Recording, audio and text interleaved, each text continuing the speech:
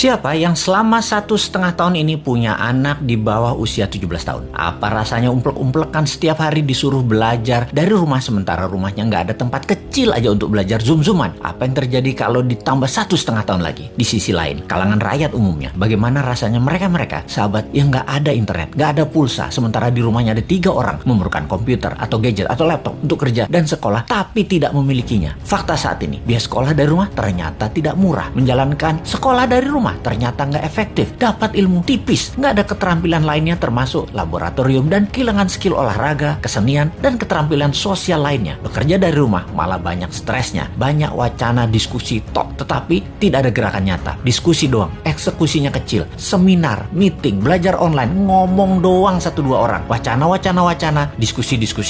Rekening mah minus juga. Saat ini dunia bergeser jauh. Berapa lama kita akan menjadi seperti ini di bawah serangan virus? Jawabannya, kalau gini cara mengelolanya, selamanya, setidaknya sampai tahun 2025. Demikian kata WHO dan World Bank. Waduh, paling cepet 2023 awal deh, tetap aja lama. Maunya tahun 2021 ini paling lama selesai deh. Vaksin deh tuh 100% orang Indonesia. Pertanyaan lagi, apakah selesai COVID? Ya nggak tahu juga. Menurut Ngana, selesaikah COVID ketika 100% manusia Indonesia sudah divaksin? Jawabannya nggak tahu. Misalnya, manusia setelah divaksin, efeknya tingkat kematian dan fatality-nya menurun, tetapi tetap bisa kena. Dimana kalau kena ya isolasi mandiri, katakan 10 hari. Setiap hari ada 30.000 orang bergantian bergiliran. Tiap hari ada 30.000. Karena 10 hari di isoman, maka yang dikurung hari itu adalah 300.000 orang per hari yang terkurung gantian sampai 100 juta orang. Gitu ya, 2 tahun itu bisa tercapai. Bisa lebih. Serem amat ya kalau ini terjadi. Untuk mencapai 60% populasi yang benar, ya bisa 2 tahun lagi, mungkin bisa 4 tahun lagi. Kalau hal ini terjadi, maka bukan hanya ekonomi yang ambiar, tetapi keterampilan sosial anak kita, keterampilan lainnya hilang. Bisa terjadi generation gap yang parah, di mana di tahun 2045, 24 tahun lagi, mereka usianya yang sekarang 10-20 tahun itu adalah mereka menjadi tulang punggung angkatan kerja dan usaha. Mereka, bayangkan, tidak punya keterampilan yang mumpuni. Maka angkatan yang usianya 50-70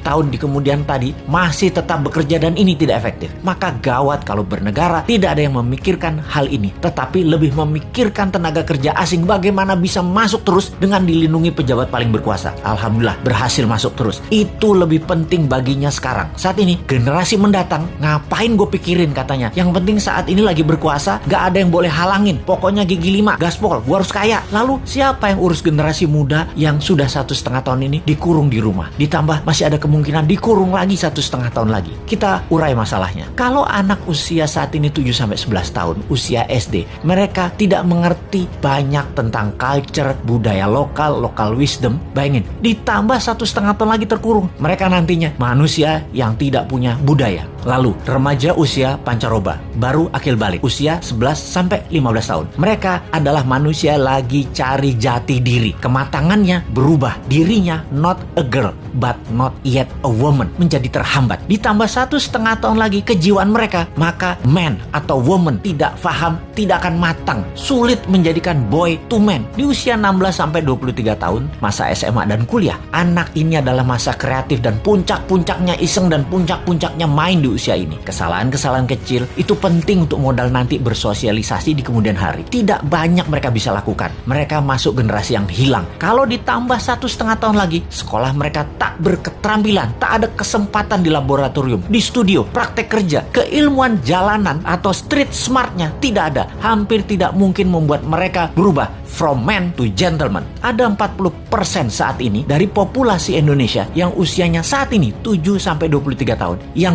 20 tahun lagi mereka merupakan tulang punggung keluarga, bangsa, negara. Jadi apa mereka ini nantinya? Ada yang mikirin pelindung nikel, mikirin. Yang pasang baliho jualan tahun 2024 itu mikirin. Yang menjabat sekarang mikirin. Kalau bosman, ada tuh bala muda walau kecil, kita berjuang.